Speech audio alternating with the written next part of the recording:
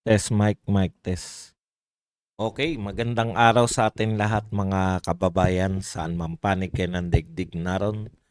Dito na naman tayo sa another episode ng ating vlogs, Badong Aratilis po.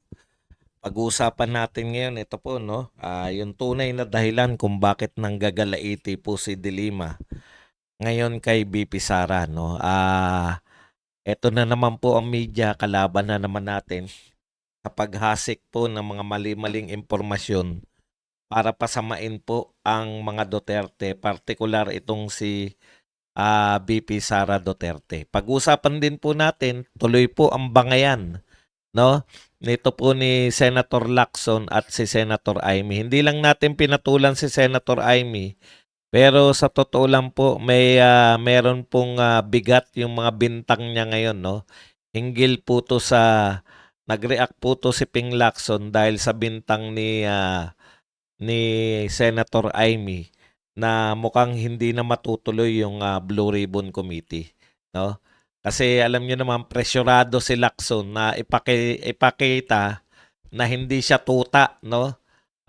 Bagamat pinagbibintangan sila ni Tutasin na sunod-sunuran lang sila kay Martin at sa palasyo. Siyempre, alam niyo naman yung pride nito ni Lacson, ni Lacson. Ayaw niya pumabansagan na sunod-sunuran lang. Pero yung actions po ng Blue Ribbon Committee ay iyan po ang nagpapahamak sa kanya, no? Yung sinasabi niya na pinabubulaanan niya yung sinasabi ni Senator Amy, pero wala naman talaga nagaganap na Blue Ribbon Committee hearing na. Okay, si Mayor Magalong din po ay may mga hinanakit na binulgar, no? Yung maikling termino niya sa ICI mukhang pinalalabas talaga na ginamit lang po si Magalong. Siya mismo ngayon ang pumapalag na dahilan kung bakit siya umalis na dito sa ICI. Ganun pa rin po, may sipon pa rin tayo. Pasensya na kayo kung medyo nakakarinig kayo ng mga singot-singot kahit papano. Okay, yan po ang pag-uusapan natin. Pero bago yan, kung bago ka pa lang dito sa ating channel, mag-subscribe ka na. Dahil ito lang ang tanging channel na may kinikilingan, may pinapanigan, una sa balita, huli sa impormasyon, kaya na pang iniintay nyo, pindot na, okay. Ito na naman po ang media, no? Hindi pa nga po na papalabas na nakakatkong na po yung budget ni BP Sara, ay sinisisi na naman po si BP Sara nitong media. Inunahan na. Ang banta po nito ni Laila de Lima at the right time ay mananawagan siya na bawasan, no? Ganyan po kapikon yung mga tauhan ni Martin Romualdez. Wag na tayo magkunwarian Laila de Lima, no? Alam niyo po, sabi naman sa inyo, kantiin niyo na lahat, wag lang si Martin Romualdez. Ang lahat po ay niiwasan niyang pangalan na yan. Pero lahat po ng mga bumabanat kay Martin Romualdez, asahan niyo po yung mga laway-laway, naglalaway ng mga asong ulol ni Romualdez. Yan na po. Handa na pong umatake at ngumasab. May pakunwa-kunwari pa kayo na anti-corruption kayo, pumupunta pa kayo sa mga rally. Pero pag nakanti po ang pangalan ni Romualdez, talagang gigil na gigil po kayo, no? Halatang halata ka na, Dilima. In the first place, alam mo ba na ikaw ay miyembro ng minority? Yun yung problema dito sa House of Representatives. Majority at minority, pare-parehong tagapagtanggol ni Martin Romualdez. Ibigay nyo na yan, yung tunay na minority, ibigay nyo na yan sa totoong lalaban, totoong oposisyon. Kahit ba ilan lang, si Ungab lang, si Duterte, si Paulo Duterte lang,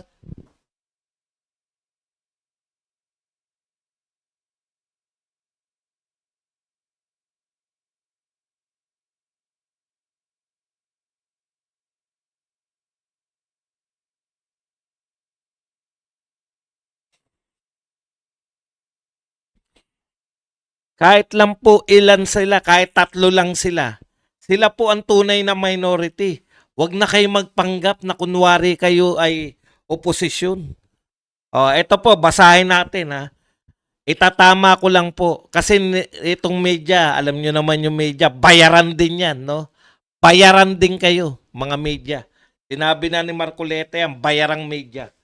Okay, ang pinalulutang po ng bayarang media, babawasan na naman po yung budget ni BP Sara at kasalanan niya ni BP Sara. Paano ipatatanggap ng mga bayarang media na ang pagbawas sa budget ng Office of the Vice President ay kasalanan ng Vice President? Kagustuhan ba ng Vice President na bawasan? Gusto nila umatin si BP Sara kahapon, samantalang ang Cebu ay nilindol. Priority ng Vice President na makipagtumambay dyan sa inyo. Alam nyo po, budget deliberation sa plenary, hindi po magsasalita ang Vice President kahit na nagpunta riyan. Dekorasyon lang sila. Debate po yan ng mga congressman. Sa plenary po, bawal magsalita yung mga tao. Nagsasalita lang sila doon sa pag sila po ay inimbitahan sa mga hearing. Budget hearing. Yan po pagkakaiba. No? Ngayon, sasabihin nyo, kung may move po si De Lima na bawasan yung budget ng Vice President, ang Vice President ang may kasalanan? Dapat nga dagdagan ninyo dahil yung Vice President, habang kayo nagdadakdakan, naroon sa Cebu, tumutulong sa mga nalindol. Hindi po ba dapat yun yung trabaho ng Vice President? Debate po yan ng mga congressman, ang plenary. Pinaatin nila, sabi nila, pag hindi ka umatin, BP Sara, hindi namin tatalakayin. Alam mo yung sumulat si BP Sara? Hindi sinasabi ng media yan, di ba? Nililihim yan. Sumulat po si BP Sara. Noong September 30 dapat sila nakasala. Ito po na lang po ang dadalo. Sabi ng mga congressman na gustong-gustong bawasan yung budget ni BP Sara. Sabi ng mga congressman, aba kung hindi ka atin, hindi namin pag-uusapan yung budget mo. Kaya sumulat po si BP Sara. Gusto nyo kong paatinin? Ayaw nyong isalang yung budget ko? O paatinin nyo rin si President Marcos. Hindi po ba tama lang yun? Nagbibigay kayo ng kortesiya sa President, ayaw nyo magbigay ng kortesiya sa Vice President? Paatinin nyo rin si Marcos. Ayaw naman nila. O bakit po pwede kay BBM, hindi po pwede kay BP Sara? In fact, pareho silang nasa Cebu. Unahin pa ng Vice President umatin sa dakdakan ninyo. Wala naman po siyang gagawin dun. Manunood lang po siya. Dahil yan po ay debate lang, plenary session, ay para exclusive po, para lang sa mga congressman. Kaya lang po gustong umatin sana ni BP Sara, di ba sabi niya noong nakaraan, umatin po siya sa budget hearing. Siya po nag-present ng budget ng Vice President. Umatin po siya sa budget hearing, tinanong po siya ng mga Makabayan Black. Nasagot niya naman po. O siguro nakaisip, sana hindi ko to tinanong sana, siguro nakaisip na naman sila ng panibago. Nag-iisip lang kayo, kayong bayarang media, ang headline ninyo, Sara Duterte's absence conditions put OVP budget risk of another cut. Yun ang dahilan. Kaya magkakaroon ng budget cut, hindi dahil ginusto ni Vice President Sara Duterte. Kaya mayroong budget cut dahil ayaw ninyong nakakatulong ang Vice President. Galit na galit kayo pag nakakakita kayo na tumutulong yung Vice President.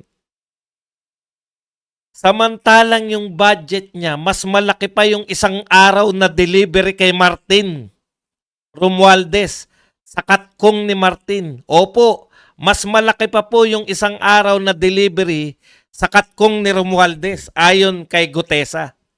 1 billion mahigit, 1.6 o 1.7 billion. Ibig nyo sabihin yung taon budget, isang taong budget, mas malaki pa yung katkong na isang araw ni Martin Romualdez, pero kakatkongin nyo pa. Babawasan na naman nila, ilalagay na naman nila para may nakawi na naman yung mga magnanakaw. Opo, magnanakaw kayo.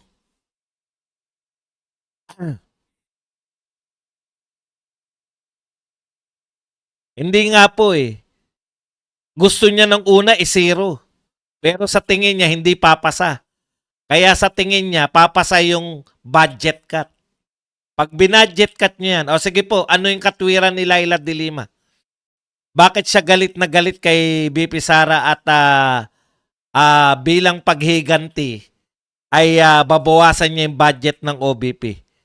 Ito po ang sinabi ni Laila de Lima.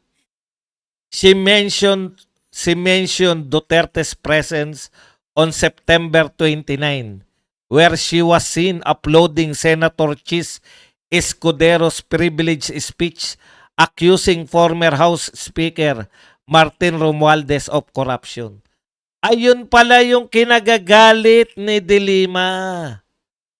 Nakita niya umaten sa Senate si BP Sara at nakita niya na pumapalakpak sa speech ni Chis Escudero. Tuloy lang natin ha. De Lima pointed out the irony of how Duterte had no official reason to attend the Senate plenary but she refused to face the House where she is constitutionally required to defend her office budget. Ayun pala yun, no? Sa hinaba-haba po ng prosesyon, natukoy din natin kung bakit nanggagalaiti. Nanggagalaiti pala si De Lima kasi nakita niya na habang sinisiraan ni Chis Escudero, yung kanyang amo na si Martin Romualdez, kaya pala galit na galit si Laila de Lima. Kaya mo bang patunayan, Badong, na amo niya si Romualdez? Hindi. Wala akong pakialam. Pero kung ang katwiran mo, kaya ka nang gagalaiti kay BP Sara dahil nakita mo na pumapalakpak siya habang binabanatan ni Chis Escudero si Martin Romualdez. Hindi ko mapapatunayan na amo niya si Martin. Pero lalong hindi ko mapapasabulayan. Lalong hindi ko mapapahindian na wala silang kaugnayan. Malisyoso ba ako? Pucha, hindi na usapin to na malisyoso. Mga hayop kayo, panay kayo magnanakaw. Tingnan nyo. Usapin pa yan na malisyoso kami. Malisyoso pa kami. Magnanakaw kayo. Bilyon, daang bilyon, trilyon na ninanakaw ninyo. Masasaktan pa yung damdamin mo dahil pumalakpak si BP Sara. For your information, si BP Sara kaya naroon budget hearing ng Office of the Vice President sa Senate. Nagkataon na total mag-i-speech si Chis Escudero na nag-stay na siya ron. Alam niyang may palabas. Diba? Alam niya na yun.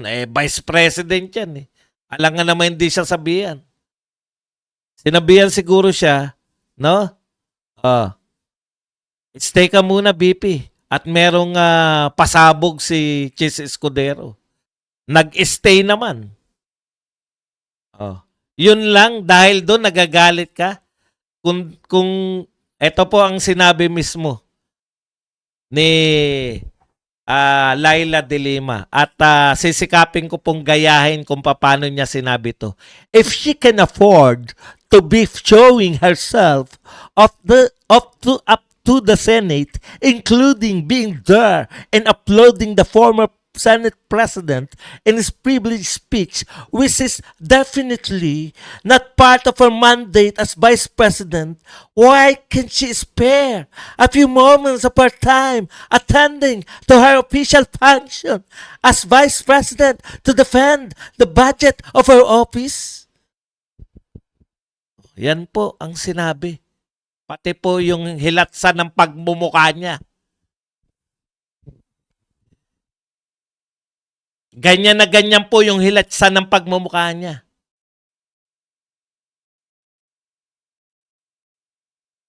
Kaya ka nang gagalaiti dahil umaten siya sa Senate habang binabanatan yung amo mo.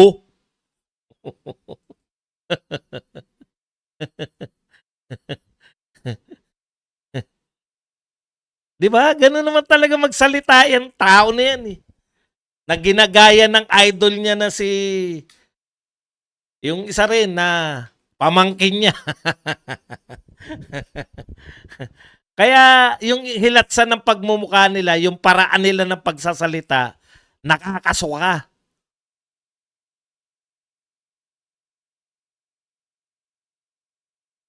Ganyan naman magsalita yan, hindi pati yung mga parang malumanay na kala mo na pinipigilan ng ang tae ang putya.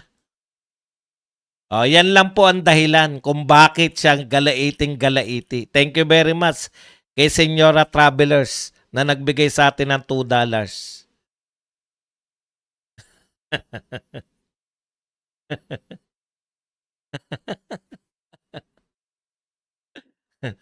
Punta naman po tayo rito kay kay Ping Lacson at saka kay Amy. Alam nyo, nasasaktan, alam nyo maramdamin si Ping Lacson eh. Kasi ang tagal po niyang inalagaan na yung, alam nyo yung napakatagal nilang senador, tapos ang pag-aalaga nila sa, ano nila, yung, anong tawag doon, yung kagalang-galang, napakagaling na senador, Mr. Expose, no?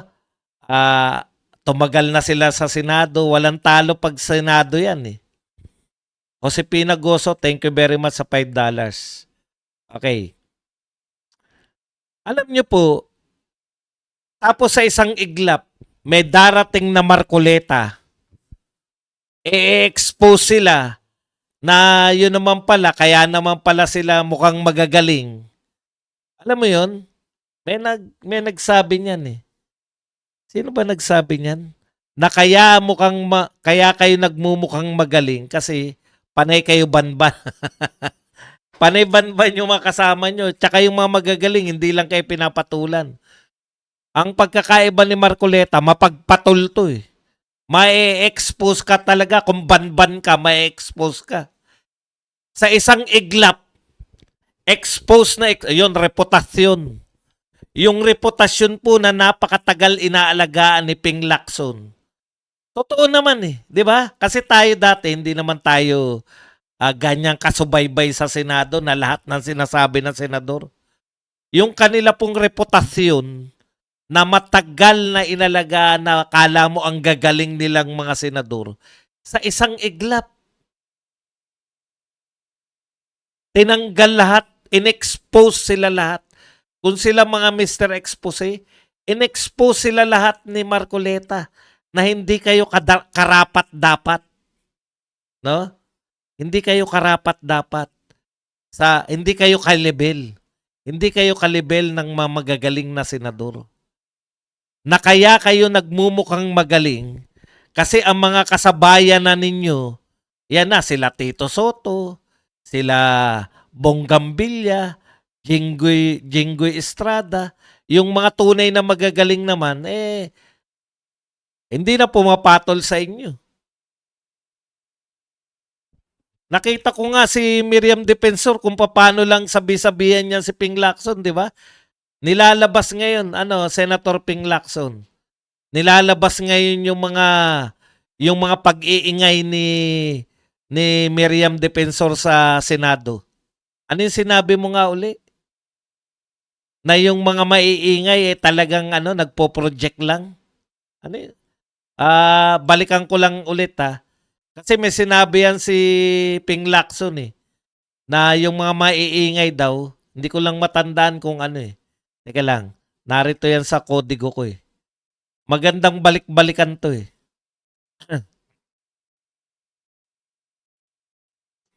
May bratinela at bratinela ka pa nalalaman ha. Si Laila de Lima, bistado ka. Gusto ko lang balikan niya. Ito yung sinabi ni Ping oh. There is a saying, the loudest one in the room is the weakest. Weakest pala, no? Kaya pala si Miriam ang ingay nung siya ay senador. Weakest senator pala si Miriam Defensor ayon kay Ping Lacson. Eh kung itreat lang yan si Ping Lacson eh, sabi lang, ano, dapat iniimbestigahan ka ni Ping Lacson, ni Senator Ping Lacson. Tapos kikibo siya, never mind. Never mind. Sinabi lang ni Miriam yun dahil dati siyang investigador, di ba?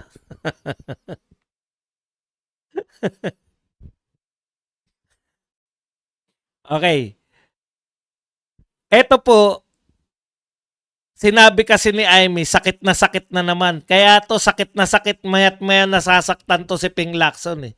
Mayat maya niyang gustong birahin si, butatain si Marcoleta. Hindi niya pinagsasalita. Hindi, pinipigilan niya. Mas lalo siya nagmumukha. Akala niya siguro, napapahiya niya si Marcoleta tuwing magsususpend siya, tapos i-ignore niya si Marcoleta. Hindi po. Kayo po ang nagmumukhang bata. Valid yung mga question ni Marcoleta, hindi nyo pinakikinggan.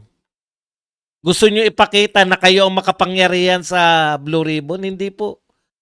Nakikita po namin, kasi si Marcoleta, very willing siya makipagdebate kung sino man ang ku-question eh. Pero kayo, hindi kayo willing. So nakikita po namin yung diferensya nyo. Yung isa takot sa debate, yung isa very willing mag-engage sa debate. Eto po kasi yung sinabi, no? Sabi kasi ni Senator Amy Marcos na parang nalilito sila, di ba? Kung talaga bang itutuloy pa. Ito po sabi ni Senator Amy, nalilito kami sa Senado at ang balita, di na raw magpapahiring ang Blue Ribbon, kundi maglalabas na si Senator Lacson ng partial report. Baka may pinag-usapan sa majority caucus. Tapos, iba naman ang binabalita, yung pinapatawag si Saldi at Bonjing. Yan po yung sinabi ni Amy. Sa mga balita, ayon kay Lacson, papatawag niya na si Bonjing. Tsaka kala ko si Boy. Si Saldi, tsaka si Bonjing, si Romualdez, di ba?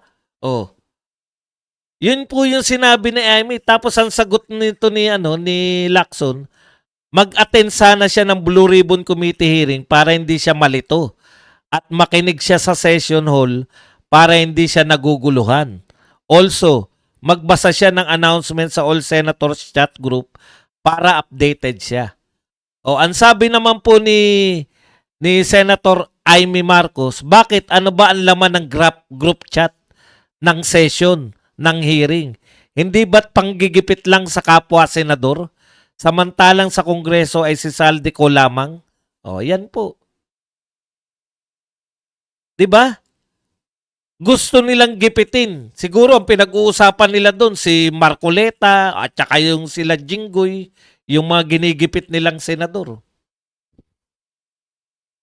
Bakit po valid po yung sinasabi ni Amy Marcos eh.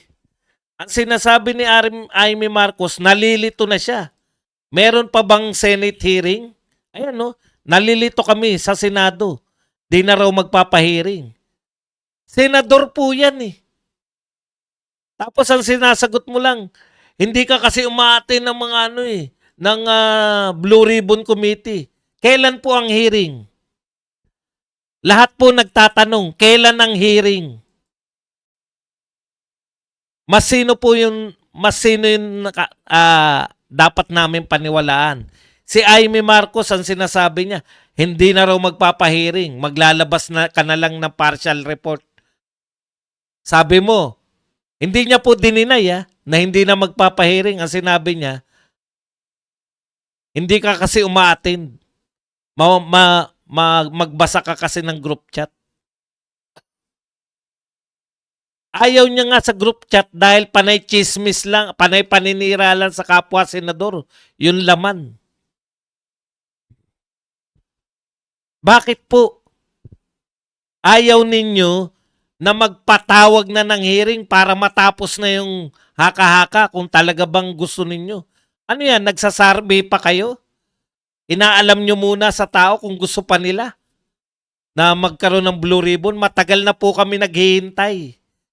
Yung sinabi ninyo sa mga dyaryo na iimbitahin si Saldico at saka si Romualdez, kailan? Imbita kayo ng imbita, wala naman kayong hearing. Yan yung problema ng inagaw ninyo sa mahusay na abogado, mahusay na senador na abogado, yung blue ribbon. Tapos, ang balak nyo lang pala, ngayon nalalantad na talaga, na ang tanging balak nyo lang, idiin yung Bulacan, idiin yung Diskaya. Tapos na. Hindi po papayag yung mga tao. Sasabihin ko na kung bakit hindi kayo makapag-hearing. Problema ba yung hearing? Magtakda lang kayo. Manunod sa inyo, milyon. Problema ba yung pagtatakda ng petsa ng hearing? Opo, problema po kung wala na silang nakalinya na gustong imbestigahan. Kung tapos na po, hanggang Bulacan lang. Ang dami pong po pwedeng imbestigahan, no? Lumipat naman kayo. Punta naman kayo ng Leyte. Punta naman kayo ng Bicol, kung saan taga ron si Martin Romualdez at saka si Saldico. Puntahan nyo naman yung ibang lugar. Usisain nyo naman po yung ibang mga, hindi lang po panay Diskaya. 15 yung sinabi, Diskaya lang kayo ng Diskaya. Wala po akong problema. Tignan yung ginagawa niya sa Diskaya.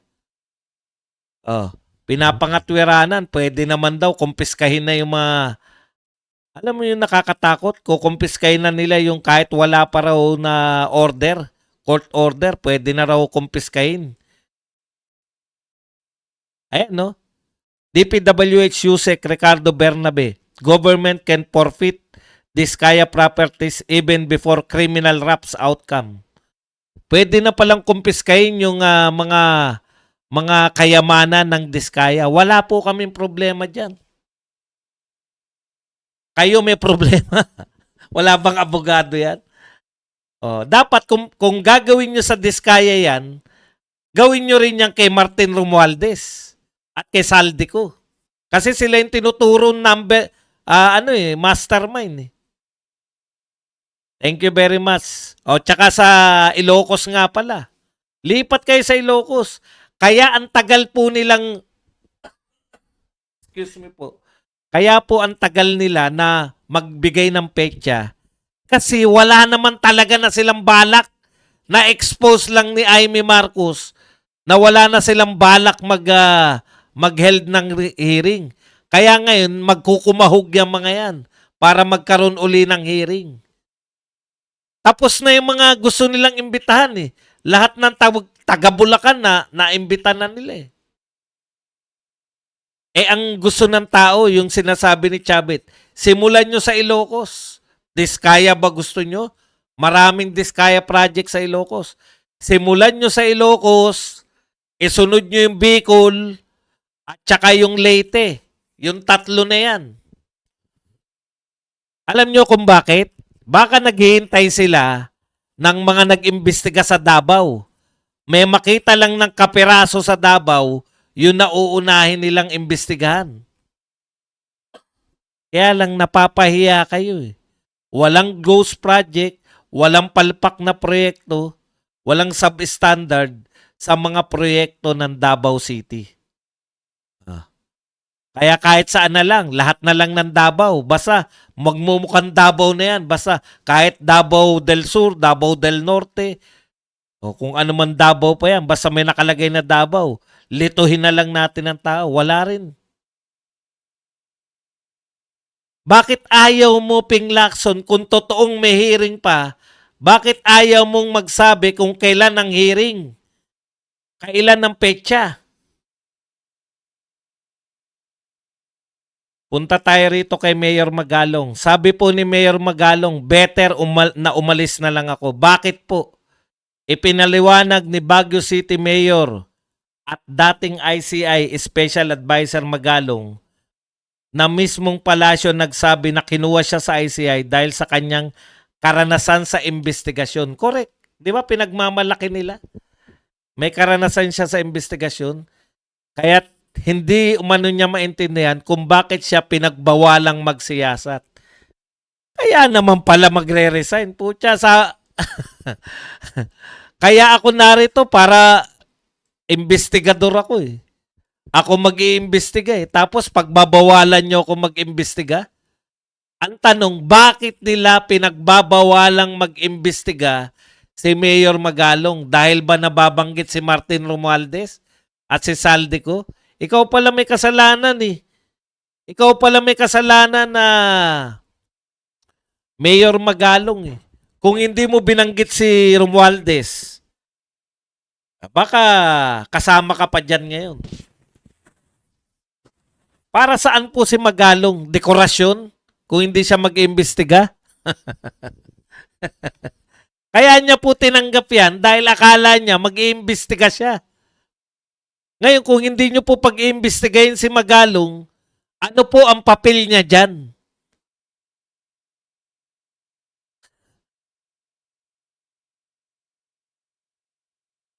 Kaya minabuti niya na mag-resign. Tama.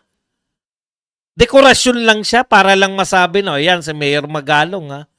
Advisor namin yan. Ang akala kasi ni Magalong, advisor siya at investigador. Ayon kay Magalong, matatanggap pa niya ang ibang rason ng palasyo sa kanyang pag-alis. Pero hindi ang palabasing kasangkot siya sa korupsyon. O yun pa, biruin nyo, sarili. Para lang pigilan nyo si Magalong na imbestigahan si Martin Romualdez. Yun na nga eh, di ba? Biglang lumabas yung tennis court. Ang galing din talaga ng media, on cue sila eh, no? Bago mag-resign si Magalong, gusto nilang palabasin na may corruption doon sa tennis court. On cue talaga eh. Tapos lahat na naglabasan, no? Punta na naman sa Baguio. Intindi talaga nito media. Bayaran kayo, mga putang. Mga pultang kayo, pultang. Mga bayarang media. Yan. Yan ang papel nyo.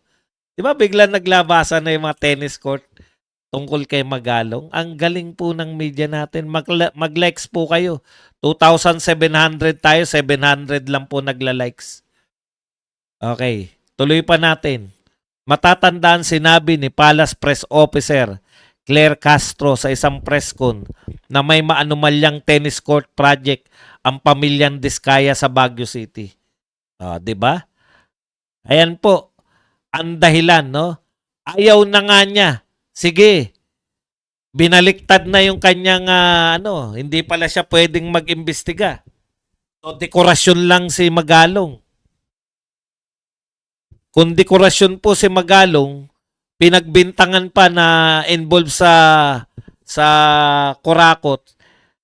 Biruin mo, miyembro ka ng ICI tapos sisirain ka ni Claire Castro at ng mga media na kasabwat ka sa Kurakutan. Talagang eto po ang huli nating balita. May oras pa yata. Si Trillanes. Ito po ang sinabi ni Trillanes. Ayaw ko na sanang pansinin, kaya lang, kawawa naman. Kung gaano kasiga itong tao na to, noong presidente siya, kung gaano kabastos ito po ang sinabi niya kay Tatay Digong. Ulitin natin. kung gaano kasiga itong tao na ito nung president siya, kung gaano kabastos ito, tapos ngayon kaaawaan natin, hindi ganoon. Huwag daw tayo maawa kay Tatay Digong. Kapag nagpapatay ka ng libo-libong Pilipino, dapat magdusa ka. Yan. Yan po ang sabi ng talunan. Okay na, at least nabasa natin yung pakiramdam niya. Ang tanong, bakit ka ba gigil na gigil kay Duterte?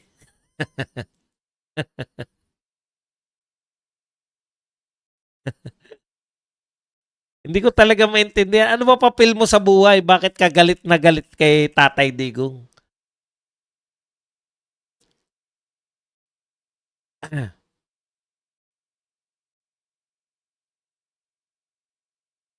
Ito may nakalimutan lang. Ito po, may nakalimutan pa po tayo, no? Sa papel po ng Senado, sinabi po ni Amy Marcos, tama po to eh. Noon kapag may sakuna o delubyo, lahat ng senador sa tulong ng pamumuno nito ay nagkukumahog, manawagan ng pakikisa, nagpapaikot ng ambagan. Ngayon, ito ang inaatupag, siraan ng mas malala pa sa lindol. Ayoko dyan, ang gusto ko ay magtrabaho. Yan po ang dahilan ni Amy Marcos kung bakit po siya umalis dun sa group chat. Tama, no? Dati daw, kanya-kanyang ambagan pag may mga dilubyo. Ngayon po, tuloy lang, business as usual po ang Senado. Tuloy po ang paninira sa mga kapwa senador.